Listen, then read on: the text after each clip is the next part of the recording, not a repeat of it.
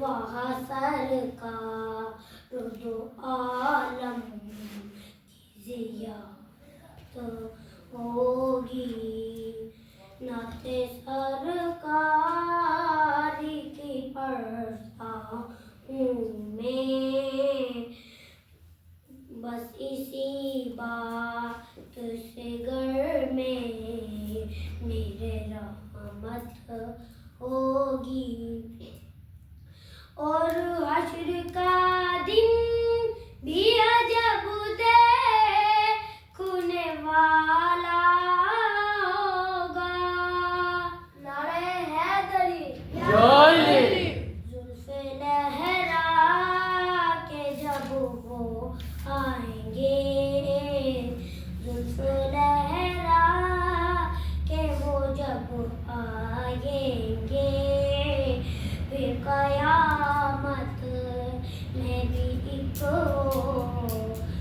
قیامت ہوگی، نعت سرکار کی پڑھتا ہوں میں، نعت سرکار کی پڑھتا ہوں میں، بس اسی بات سے گھر میں میرے رحمت ہوگی، ان کا مختار بنایا ہے میرے مولا نے، ان کو مختار بنایا ہے میرے مولا نے، خود میں بس وہی جا سکتا ہے، خود میں بس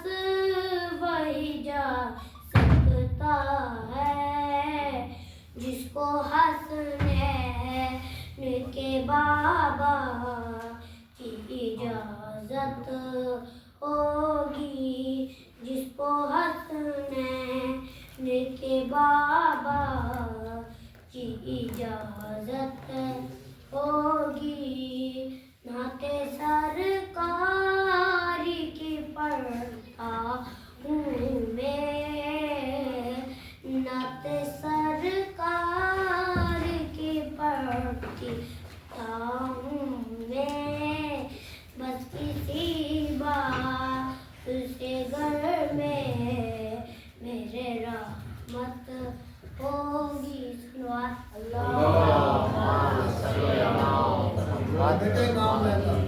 ہمارے دیگر بلندتر صلوات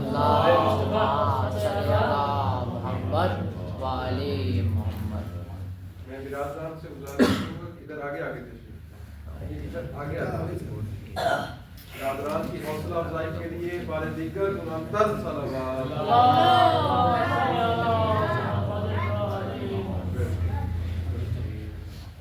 جی اب میں اعلان کی گزارش کروں گا جناب مولانا عباس خیال صاحب سے کہ وہ آئیں اور حسب روایت اپنے درس کو لیکچر کو آگے بڑھائیں، بآواز بلندتر صلوات۔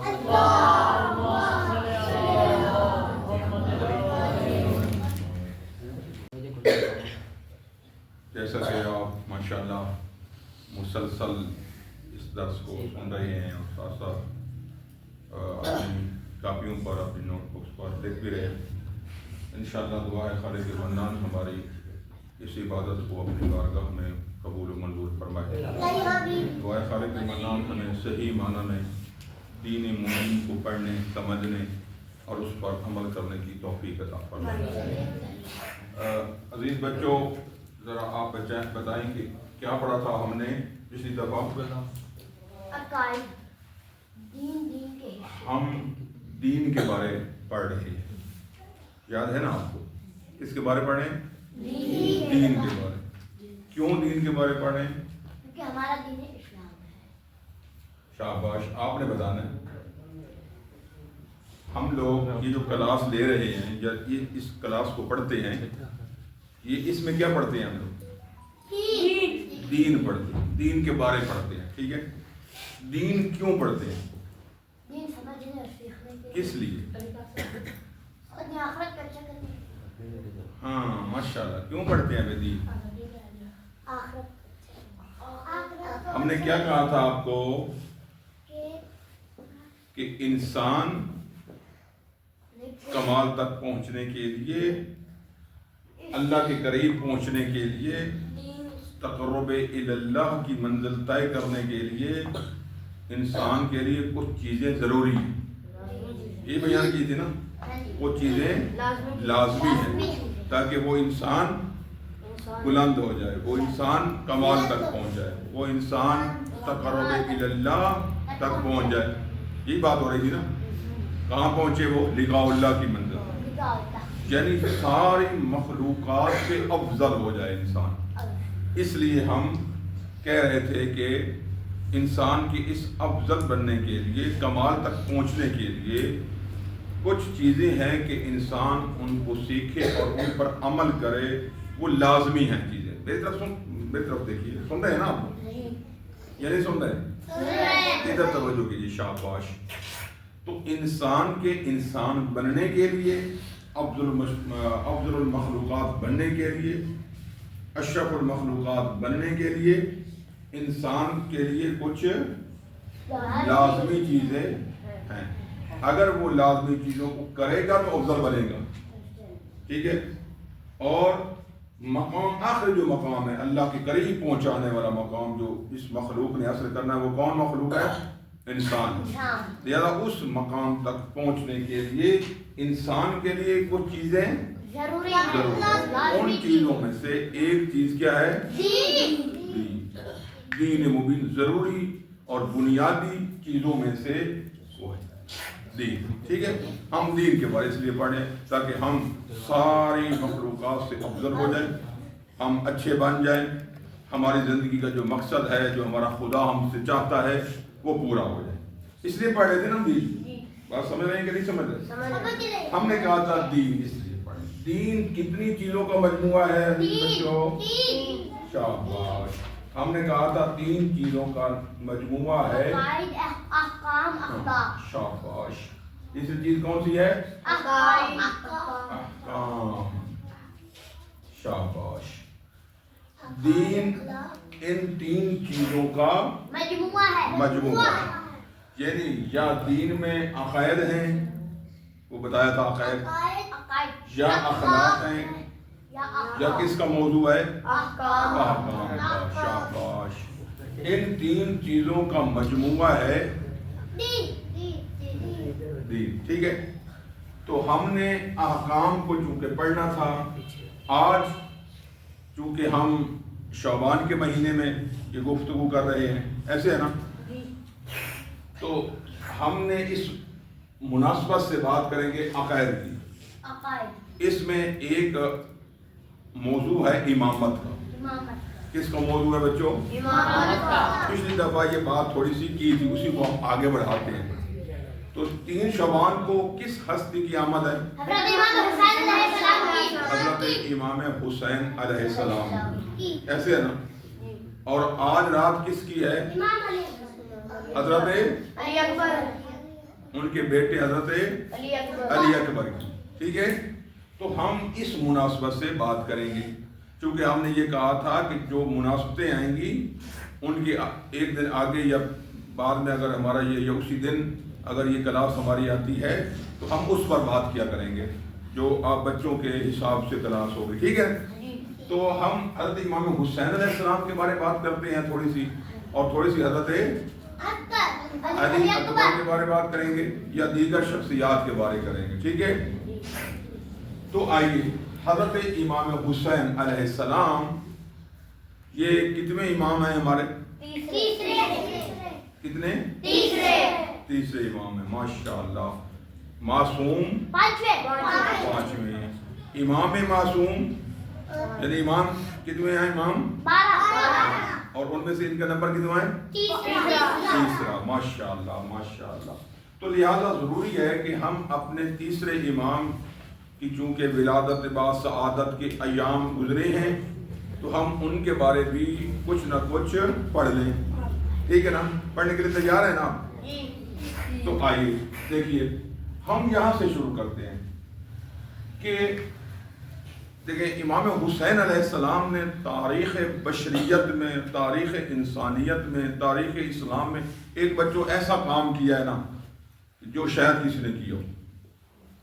اسلام کی تاریخ میں خصوصاً ایسا کام کیا ہے جو پہلے ہمیں نہیں. یعنی اسلام کو تقویت دی، سب کچھ قربان کر دیا، سب کچھ. تو کس نے کیا؟ زمانے کے امام نے. اس وقت کون سے زمانے کے امام؟ امام حسین علیہ السلام. ٹھیک ہے. تو ہم امام حسین علیہ السلام نے جو اتنا کام کیا ہے، اتنا بڑا عظیم قدم اٹھایا اور انقلاب اور قیام برپا کیا، قیام کیا، یہ کیوں کیا؟ اس کا مقصد کیا تھا؟ اس کو تھوڑا سا پڑھ لیتے ہیں. ٹھیک ہے نا. ہم نے اس کو تھوڑا سا سمجھ لیتے ہیں. تو ہم نے تھوڑا سا پچھلے درس میں بھی اس حوالے سے تذکرہ کیا تھا، لیکن اس کو آگے بڑھانا ہے تاکہ یہ شعبان کے مہینے مناسبتیں ہیں تو ہم انشاءاللہ ان مناسبتوں کے حوالے سے بھی بات چیت چونکہ کرنی ہے اور آگے بھی کرتے رہیں گے. تو امام حسین علیہ السلام کے قیام کا مقصد کیا تھا؟ حضرت امام حسین علیہ السلام کے قیام کا مقصد. ٹھیک ہے. یہ بات آج ہم نے کرنی ہے تھوڑی سی تاکہ آپ بچوں کو، بڑے بچوں کو یہ بات ذہن میں. ویسے بہت ساری جہاد عزیز بچوں مختلف پہلو ہیں کہ جو جن سے یہ بات کی جا سکتی ہے قیام امام حسین کے مقصد کی، لیکن ہم ایک پہلو سے بات کریں گے، وہ انشاءاللہ آپ سمجھنے کی کوشش کریں گے. سمجھیں گے؟ دیکھیں امام حسین علیہ السلام کا مقصد کیا تھا. ہم کسی اور سے نہیں پوچھتے، خود امام علیہ السلام کا خود قول ہے. فرمایا کہ انی، مقصد بتا رہے ہیں کون؟ حضرت امام حسین علیہ السلام، خود حضرت امام حسین علیہ السلام بتا رہے ہیں. ٹھیک ہے. انی لم اخرج، ٹھیک ہے. نہیں، بات سننے پہلے. میں کسی عاشرم ولا باطرم ولا مفسدن ولا ظالمن، نہ میں ظلم برپا کرنے نعوذ باللہ جا رہا ہوں، نہ مجھے کسی دنیا کی خواہش ہے، نہ حکومتوں کی خواہش ہے، نہ میں کسی اور مقصد کے لیے جا رہا ہوں. میں کس لیے جا رہا ہوں؟ فرمایا انما خرجت لطلب الاصلاح فی امت جدی. ٹھیک ہے. کیا کس لیے نکل رہا ہوں؟ انما خرجت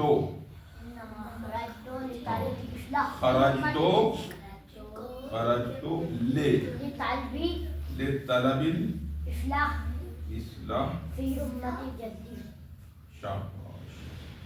فی امتی جدی. یہ اصل مقصد ہے. اور بھی آگے لمبا چوڑا لیکن ہم اس پر بات کریں گے.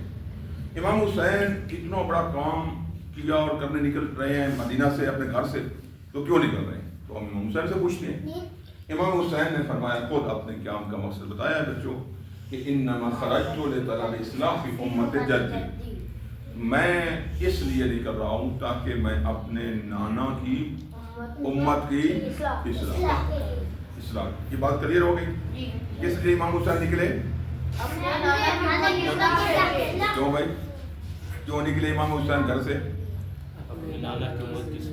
ہاں، وہ امت کون تھی؟ مسلمان. زندہ باد. میں اپنے نانا کی امت کی اصلاح، اسلامی معاشرے کی اصلاح، اپنے نانا کی امت کی، یعنی مسلمان جو سوسائٹی، مسلمان جو معاشرہ، اس کی کیا کروں؟ اصلاح.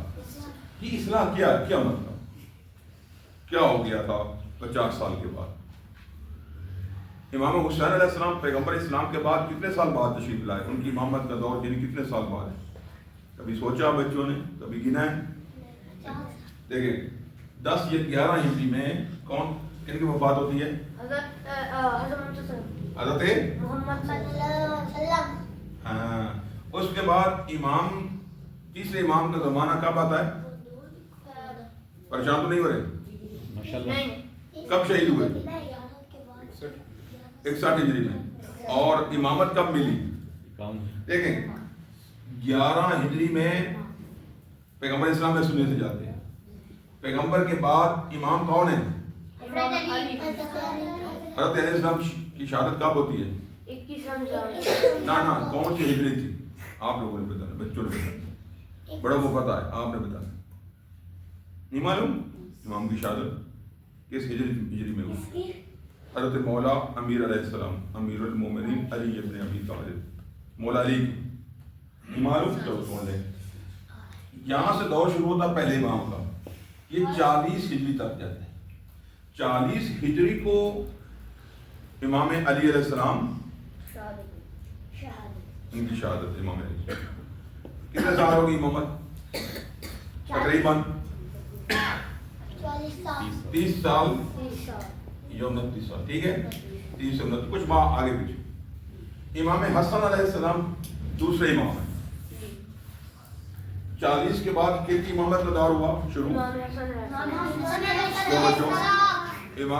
حسن پہلے امام شہید ہوتے ہیں، دوسرے امام کی امامت کا دور شروع ہو جاتا ہے۔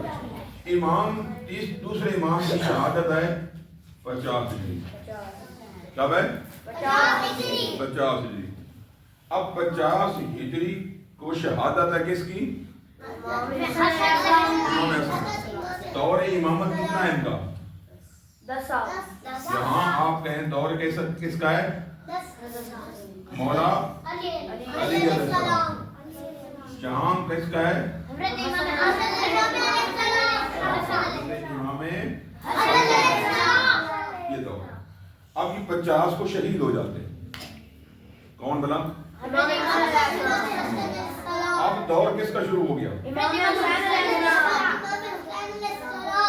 شاباش شاباش زبردست۔ یہ دور ہے، یہ زمانہ ہے امام کون سا بنا؟ 50 ہجری سے لے کر 61 ہجری کے پہلے مہینے میں، پہلے 10 میں، پہلے عشرے میں شہید ہو جاتے ہیں، ٹھیک ہے، یعنی 60 ہجری تک سمجھے آپ، ٹھیک ہے ٹھیک ہے۔ تو کتنا عرصہ پیغمبر کے بعد ہوا؟ یعنی شروع امام کا دور 50 اور 10 وہ نکال دیں گے 40 سال کے بعد امام حسین علیہ السلام کی امامت امام کو ملتی ہے، ٹھیک ہے، 40 سال کے بعد پیغمبر کے بعد، اور یہ 10 سال امامت کی ذمہ داریاں انجام دیتے ہیں امام حسین علیہ السلام۔ سنیں بچوں، ادھر توجہ کریں، 60 ہجری کو 61 ہجری کو شہید ہوتے ہیں، یعنی 10 سال یہ ڈالیں تو کتنے بن گئے؟ 40 سال پر 10 یہ 50۔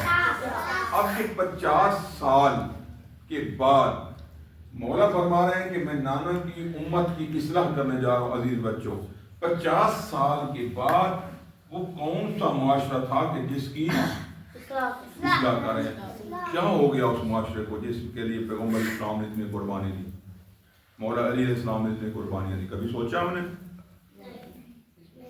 ایسے ہم آتے ہیں اور بس مولا کی مجلس سنی اور مولا کی مجلس پڑھی اور بس آپ نے سنی، ہم طالب علموں نے یا ذاکرین نے یا علماء نے پڑھا اور چلے گئے۔ دیکھیں امام حسین علیہ السلام کو کب امامت مل رہی ہے؟ 50۔ ماشاء اللہ پیارے بچے ہیں، ان کو سب چیزیں یاد ہو جاتی۔ کتنے؟ 50 ہجری کو۔ اب آپ توجہ کریں، 50 سے 60 ہجری تک کس کی امامت ہے؟ نا 50 سے 60 ہجری کس کی امامت ہے؟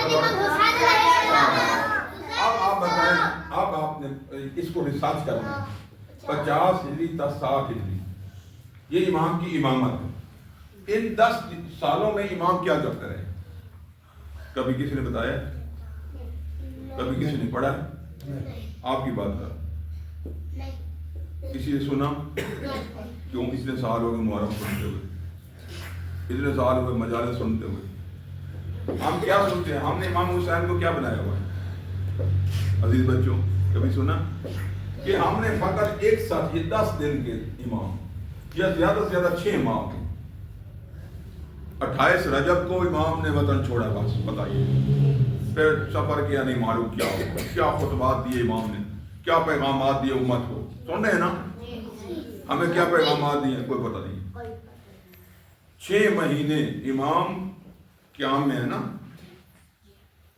مختلف وفود آ رہے ہیں، وفود کی طرف مختلف وفود بھیج رہے ہیں لوگوں کی طرف، لیٹرز لکھ رہے ہیں، خطوط لکھ رہے ہیں، پیغامات بھیج رہے ہیں، سفیر بھیج رہے ہیں، کبھی یمن، کبھی بصرہ، کبھی کوفہ، کبھی بغداد، مختلف ایریاز میں، مختلف ملکوں میں. تو وہ بھی ہمیں نہیں معلوم. 10 سال تو بعد کا مسئلہ ہے نا. یہ جو قیام جب کیا ہے اور گھر سے نکلے ہیں اور 6 ماہ سفر کیا کربلا تک، یہ جو عرصہ ہے نا، اس میں جو امام نے کام کیا وہ بھی ہمیں معلوم نہیں ہو، وہ بھی ہمیں پتا نہیں کہ امام نے کیا کیا، کیا پیغامات دیے، خطبات کیا دیے. پھر امام ہے نا، زمانے کے امام ہے نا، حجت خدا ہے نا، تو ان کا قدم بھی حجت خدا کا قدم حکمت سے خالی نہیں ہوتا.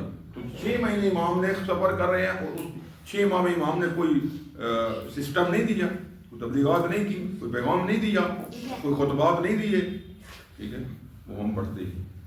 اور یہ جو امام کے خطبات ہیں یا یہ جو امام کا یہ جو پیریڈ گزر رہا ہے، سفر میں وقت گزر رہا ہے، اور اس میں جو امام پوری امت کی رہنمائی کر رہے ہیں اور پیغامات جاری کر رہے ہیں، خطوط دے رہے ہیں، یہ کتنے سبق آموز ہوں گے عزیز بچوں. یہ ہمارے لیے کتنے میسج رکھتے ہیں، کتنا پیغام رکھتے ہیں، ہے کہ نہیں ہے؟ یہ پڑھنا چاہیے کہ نہیں پڑھنا چاہیے؟ ٹھیک ہے. ان خطبات کو پڑھنے کے لیے ایک کتاب ہے کربلا سے مدینہ تا مدینہ، ایک کتاب ہے، آپ نے اس کو ضرور پڑھ لیں. اسی طرح تاریخ کی جو کربلا کے متعلق امام حسین علیہ السلام کے متعلق ہے، ان کتابوں کو آپ ضرور مطالعہ کیجیے گا. دیکھیں خطوط کیا لکھے ہیں. ایک چلو آئیں اس بات، 50 تا 60 ہجری تک 10 سال امام کے پاس امامت کی ذمہ داری ہے. تو اب آپ دیکھیں ایک علاقے کا MP ہوتا ہے، مثلا MLA ہوتا ہے، وہ کتنا مصروف ہو، اگر کام کرے تو کتنا مصروف ہوتا ہے. اس کے پاس فون سننے کا ٹائم بھی نہیں. لیکن ایک زمانے کا امام ہے، توجہ فرما رہے ہیں، ایک حجت خدا، یعنی فقط انسانوں کے امام نہیں ہیں، اللہ کی کائنات میں تمام مخلوقات کے امام ہیں. تو ان کی آپ فعالیت دیکھیں کتنی ہوگی، امام کتنے فعال ہوں گے، کتنے مصروف ہوں گے. یوں تو نوز باللہ نہیں ہے نا کہ جس طرح ہم لوگ بیٹھ جاتے ہیں، ہو گیا کام تو ٹھیک ہے، نہیں تو فضول ٹائم گزر رہا ہے. مثلا امام تو یوں نہیں کرنے والا نا، کتنی فعالیت ہوگی امام کی. وہ فعالیت ہمیں معلوم تھی. وہ جو امام کام کرتے تھے، جو امام کی ذمہ داری تھی، اپنے بھائی کے ساتھ کیا کرتے تھے، اپنے بابا کے ساتھ اس وقت کیا کرتے تھے. اس کے بعد پھر جب امامت کا دور آیا تو پھر امام کے کون کون سے کام تھے، یہ ہمیں پڑھنا چاہیے کہ نہیں پڑھنا چاہیے؟ امام حسین علیہ السلام کی کربلا سے ہم سبق لیتے ہیں. پہلے جو 10 سال امام نے امامت کے گزارے ہیں، جو کام کیے ہیں، جو فیصلے کیے ہیں، جو منصوبہ جات تھے، جو تبلیغات تھی، جو پیغام تھے، جو اس وقت امت کے لیے کر رہے تھے، وہ بھی تو ہمیں پڑھنے چاہیے نا بچوں. لہذا امام حسین علیہ السلام کا بے شک ہم جشن کروائیں، اس میں کوئی ممانعت تو نہیں ہے نا، لیکن جشن کیسا ہو. امام کا پروگرام کروائیں، لیکن کیسا پروگرام ہو، مجلس ہو، کیسی مجلس ہو عزیز بچوں، جس میں امام کی زندگی کے بارے معلوم ہو نا، امام کیا کرتے رہے. اب مثلا ایک مثال میں آپ کو دیتا ہوں. ہم نے جشن سنا، اس پر 10 لاکھ روپیہ خرچہ آ گیا، ایک رات 10 لاکھ، مثال ہے، ٹھیک ہے. 10 لاکھ صبح رات ہوتے ہوئے شروع ہوا، مثلا صبح تک نماز ہر شاید گئی اور ہم سن رہے ہیں. اس جشن میں ہمیں یہ بھی نہیں پتا چلا کہ امام کی امامت کا زمانہ کتنا ہے.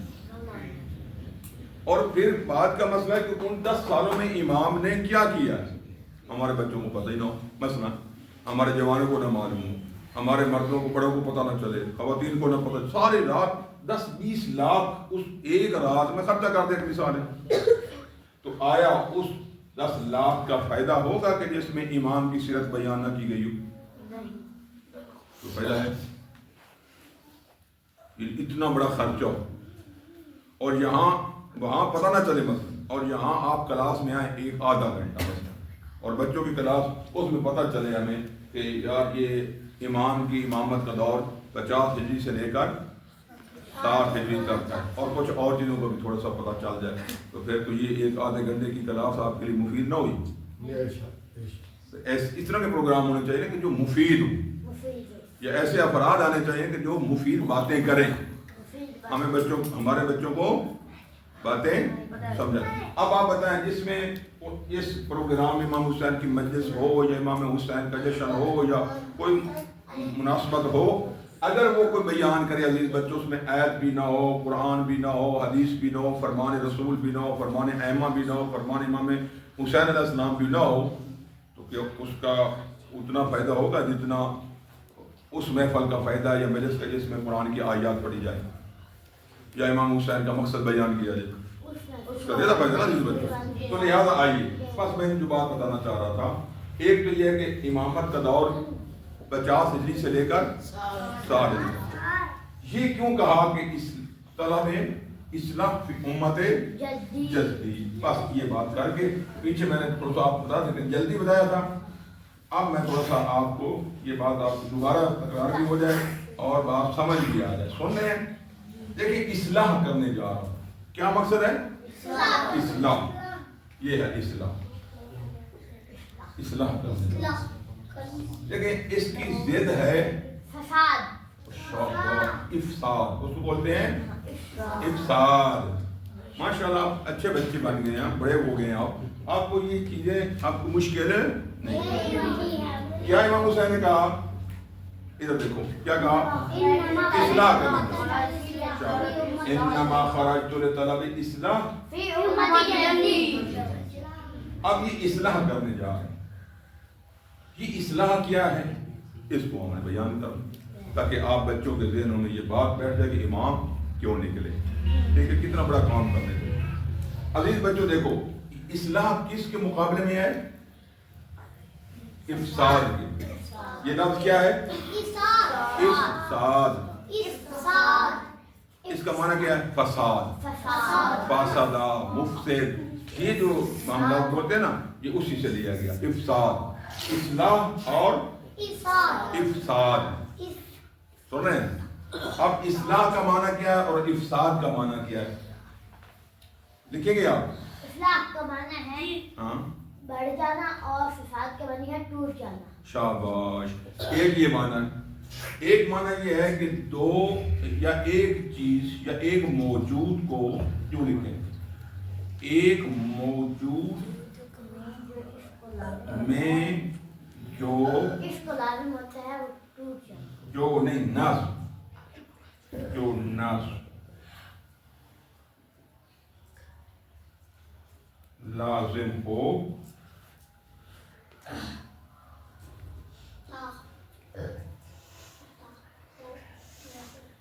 کیوں لیتے ہیں آپ؟ لازم نظم ہو،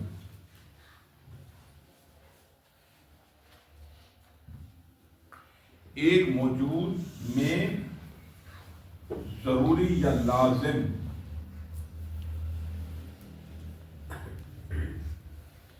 نظم کو اصلاح،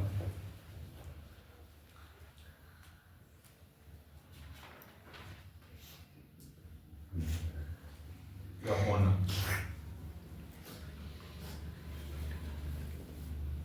میں سمجھاتا ہوں آپ کو،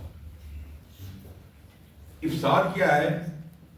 اس لازم اور ضروری نظم کا ٹوٹ جانا، خراب ہو جانا۔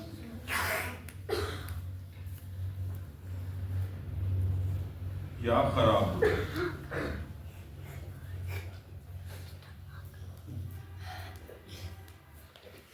یہ لکھ لیا ہے یہ عزیز بچوں؟ دیکھیں تعریف کو ہم مثال کی ساتھ سمجھاتے ہیں۔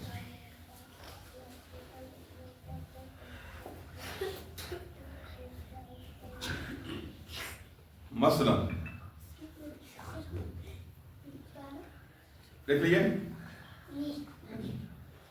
ایک خاندان ہے، ایک فیملی ہے، اس میں ایک نظم ہوتا ہے جو اس فیملی کو چلانے کے لیے ضروری ہوتا ہے، اس کا ہونا ضروری ہوتا ہے۔ مثلا باپ ہے تو اس کی ذمہ داریاں اپنی، ماں ہے تو اس کی ذمہ داریاں اپنی، بچوں کی ذمہ داریاں ہیں۔